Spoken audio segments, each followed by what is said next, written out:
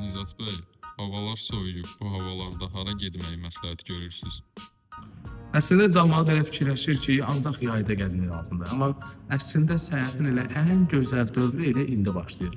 Ərəb ölkələri, məsələn, Dubay, Avropa ölkələri və həmçinin Latin Amerika ən gözəl mövsümdür indiki zaman üçün və mənim əsas favorit ünvanım isə Asiya ölkələridir. Məsələn, romantik bir səyahət istəyirsə, mütləq Maldivə səyahət edin. Yox, əgər həm təbiət, həm dəniz, həm də biraz əyləncə istəyirsə, o zaman Taylandda, Phuketə getməyə daha çox məsləhət görərdim. Ailəlikcə, övladlarınızla getmək istəyirsə, biraz da əyləncəli məkan olsun sizə, Vyetnam bunun üçün mükəmməldir, həm də çox münasibdir.